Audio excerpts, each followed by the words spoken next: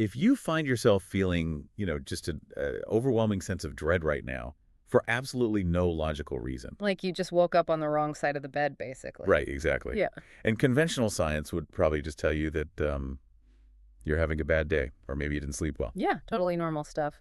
But we found this fascinating philosophical thought experiment from 2015 that suggests something just far stranger. Way stranger. Yeah.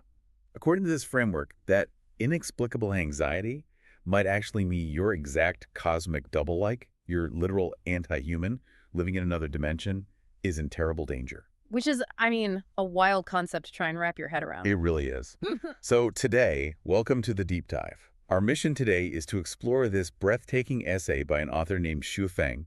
It's titled Exploration of Life, Quantum Entanglement and the Other. A very heavy title. Seriously. And we're going to navigate this imaginative mind game that attempts to bridge the seemingly unbridgeable gap between cutting-edge quantum physics and ancient philosophical concepts like Tai Chi.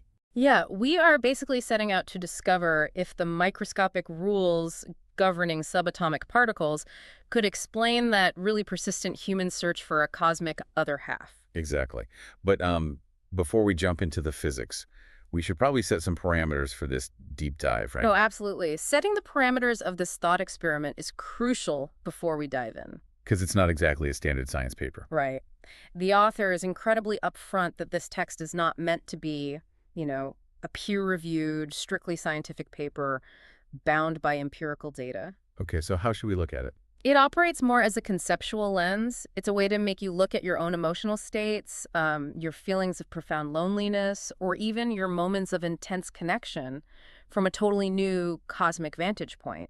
I love that. It's asking us to take the rigid laws of physics and apply them to the messy reality of human longing. Exactly. And the foundation of this entire philosophical leap rests on a very real, very established scientific phenomenon that clearly captured the author's imagination. Quantum entanglement. Yes. The essay extracts the core principle of entanglement to relate it to life, and the author spells that with a capital L, I-F-E. For anyone who might be fuzzy on the physics, entanglement is this phenomenon where subatomic particles become inextricably linked. Right, so much so that whatever happens to one particle instantaneously affects the other. And Feng uses this wonderfully whimsical analogy to bring this down to earth for us. Oh, the smiling one. Yeah. The essay asks you to imagine two entangled particles separated by 100 light years. Which is an incomprehensibly vast distance. Right. But if one of those particles smiles, the other particle will instantaneously smile too. And the same goes for if one cries, right? Exactly. The other will inexplicably cry as well, completely bypassing the speed of light. What's fascinating here is... Oh. Wait, actually, you usually say that line. Yeah. I do. But what's fascinating here is how the author interprets that scientific reality. It provides the engine for this entire essay. How so? Well, Feng views this instantaneous subatomic mirroring as the literal physical manifestation of affinity. Affinity? Like being drawn to someone? Yes. The term used in the text is yuan, which is a concept deeply rooted in Eastern philosophy that describes the unseen, fateful connections binding people together. Oh, wow. And because of this yuan, physical distance and linear time cease to be relevant factors. This is just immediate. Completely. Yeah. There is a spontaneous, barrier-free transfer of information occurring across the fabric of the universe. That creates such a vivid picture. Yeah. It operates like a cosmic, lag-free Wi-Fi connection between souls. That's a great way to put it. Right. No matter how far away you travel, no matter what planets or galaxies sit between you, the signal never drops because the connection isn't traveling through space. It just exists simultaneously. Precisely. But, I mean, I have to push back on the author's logic here because my skeptical alarm bells are ringing pretty loudly. Let's hear it. Well, classical physics usually applies to unthinking, unfeeling matter. I mean, electrons and photons do not have emotions. They do not. They possess spin and charge, not joy and sorrow. So how does the author justify taking mathematical rules that govern microscopic building blocks and just pasting them onto incredibly complex human experiences? It's a fair question. And making that conceptual leap requires us to adopt the author's overarching framework for reality itself. Okay, I'm listening. To understand why subatomic rules apply to complex human consciousness, we have to look at the universe through the ancient lens of Tai Chi and yin-yang thinking. Right, Tai Chi. Yeah, from the perspective of Tai Chi, the entire cosmos, from the largest galaxy to the smallest quark, and including human consciousness, is composed of unified pairs of opposing factors. So you cannot have a concept of one without the existence of the other. Exactly. Light and dark, up and down, soft and hard, creation and destruction. Okay, let's unpack this. Because applying that strict rule of cosmic balance means if there is matter, there has to be non-material, right? Yes, And if physics dictates there are particles, there absolutely must be antiparticles. you've got it. The essay describes the relationship between these microscopic pairs incredibly poetically. It claims these particles and antiparticles share a, quote, 1,000 years of harmony. They are inseparable, deeply tethered across the void. But there is a massive catch to their existence, isn't there? Oh, huge one. They cannot actually embrace. Which is so sad. It is, because if they ever physically touch, they perish together and vanish completely. That dynamic introduces just a profound tragedy to the architecture of the universe. It really does. They are mathematically bound to one another, defining each other's existence, yet forbidden from ever occupying the same space. So taking that fundamental law of opposing forces, the essay arrives at its central, probably most provocative hypothesis. Right. If we accept that the universe strictly demands these opposing pairs to maintain structure, then it stands to reason that humans must have one too. Because we are just a highly complex, specialized type of matter. Exactly. We must also have an opposing counterpart. An anti-human. A literal structural opposite living out there in the cosmos. Yes.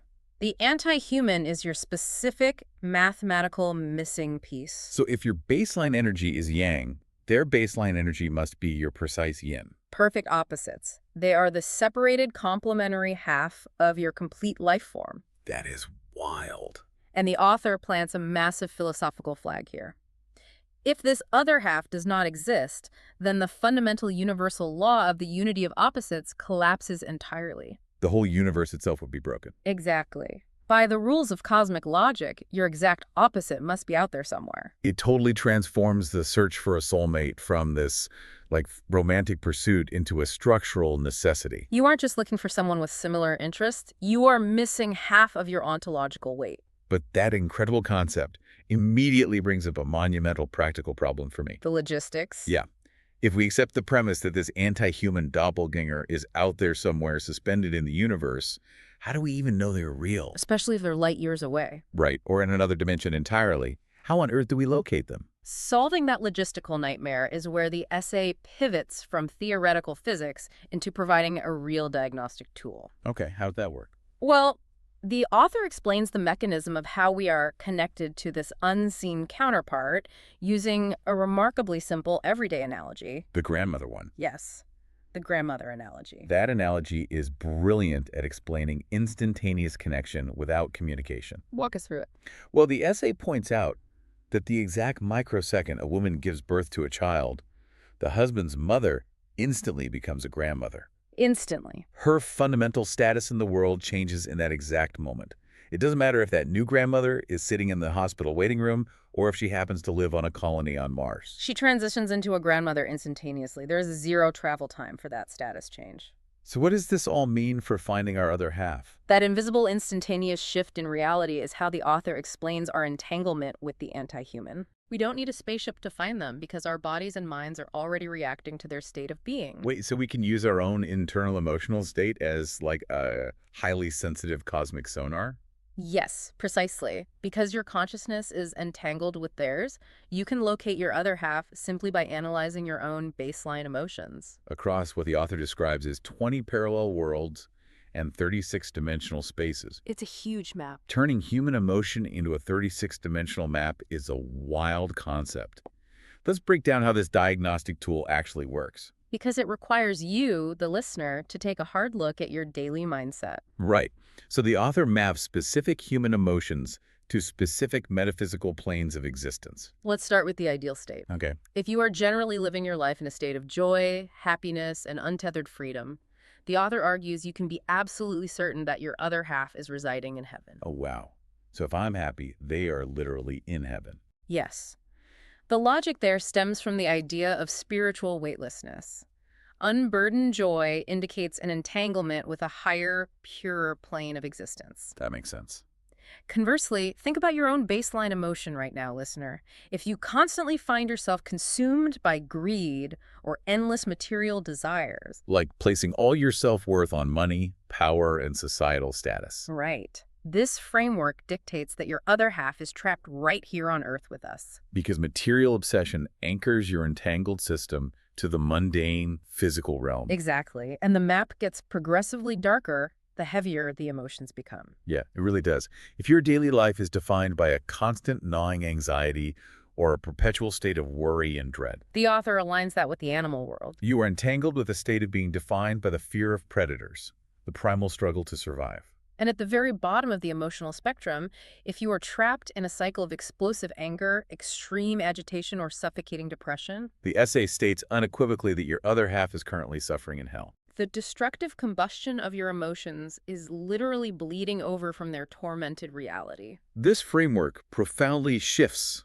the source of our emotional distress. It really does. It suggests that when you experience a sudden plunge into despair, you aren't just reacting to a stressful email or a bad cup of coffee. Right. You are serving as a passive receiver for a cosmic broadcast. You are physically feeling the vibrations of your anti-human suffering echoing across dimensions. I picture it like sitting behind the wheel of a car with a malfunctioning emotional dashboard. Oh, that's a good analogy. Right. The check engine light is flashing, the temperature gauge is spiking, but your specific engine is actually running fine. You are receiving the warning signals for a vehicle you aren't even driving. Which is terrifying to think about it. Because the stakes of that realization are huge. If our emotions are truly at the mercy of an unseen counterpart in another dimension, we are fundamentally not in control of our own lives. And the author perfectly captures that sense of agonizing passivity with a metaphor.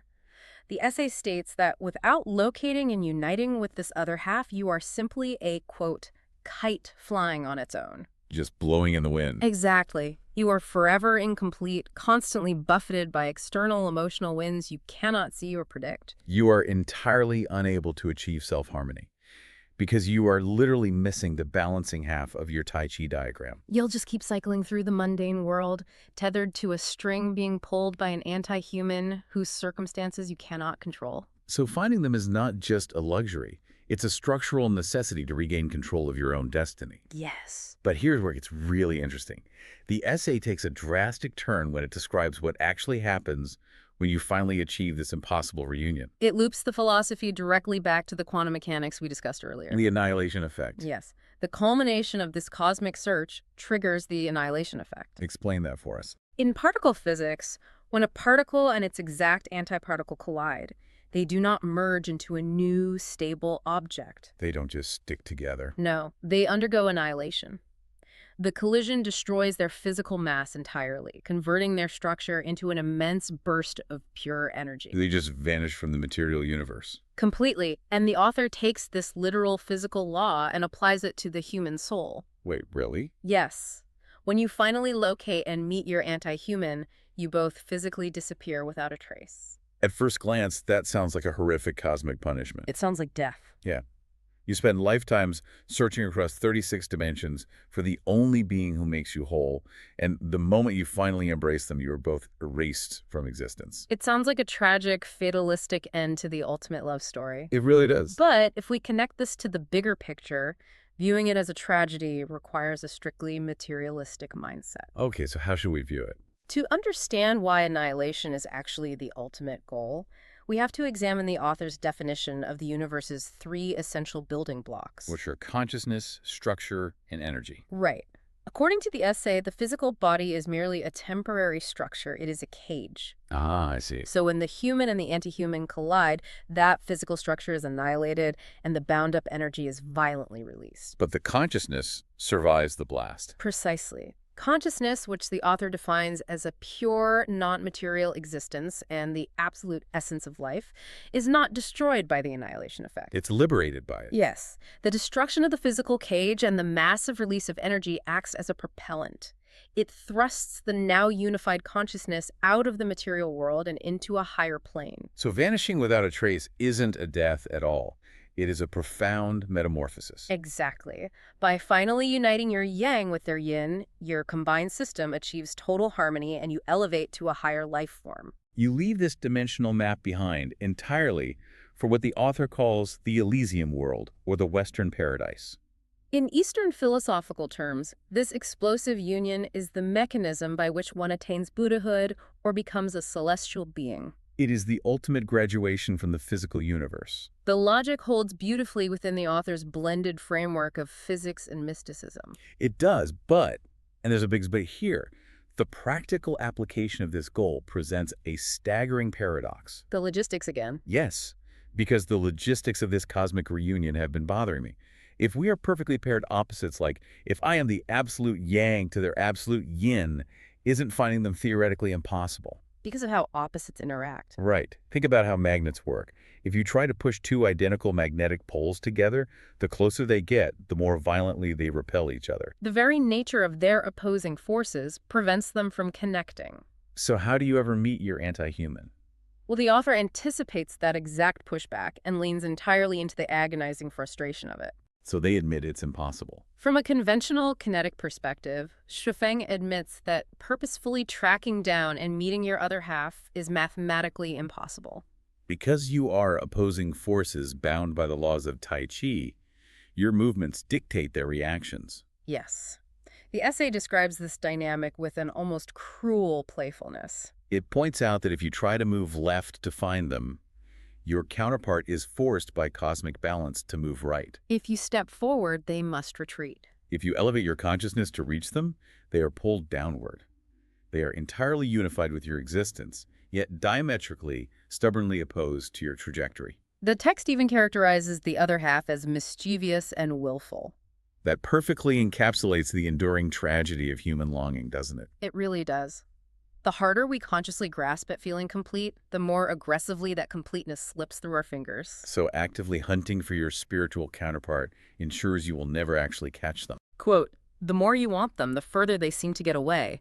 The more you try to avoid them, the closer they get." We are trapped in an eternal, multi-dimensional game of cosmic hide-and-seek. But the author does offer one sliver of hope. A tiny loophole in the laws of spiritual physics that allows for the possibility of reunion.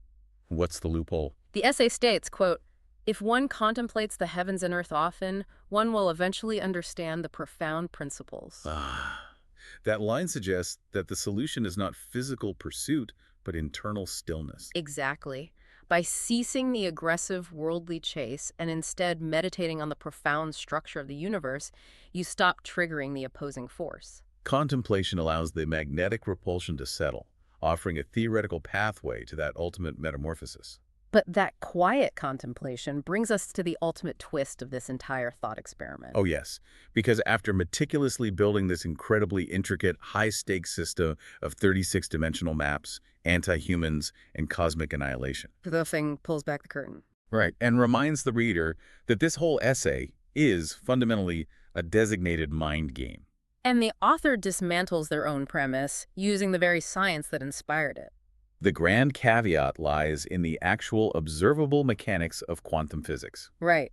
While the essay builds its entire emotional architecture on the concept of two perfectly paired monogamous particles. True quantum entanglement in the real world is not strictly limited to a one-to-one relationship. Exactly. Entanglement refers to strong correlations that can exist between multiple quantum systems simultaneously. A single particle can be entangled with a vast array of other particles. This raises an important question.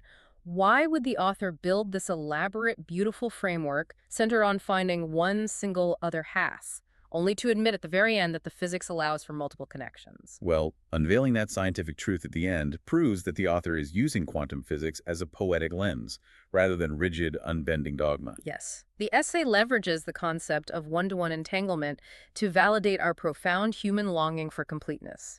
It gives shape to our desire to feel understood across impossible distances. But by revealing the reality of multiple systems, the author invites us to expand our worldview even further. It is a tool designed to force us to realize that we are not isolated units floating in a void. Every emotion we feel, every burst of joy or plunge into anger, ripples out and interacts with the cosmic fabric. We are deeply interconnected with the universe. We really are. We have covered an incredible amount of metaphysical ground today. We really went from microscopic to cosmic pretty fast. Yeah, we started with subatomic particles mirroring each other across 100 light years, learned how to use our daily anxieties to map 36 dimensions of the universe, and explored how a cosmic collision with an anti-human could trigger annihilation and elevate us to Buddhahood.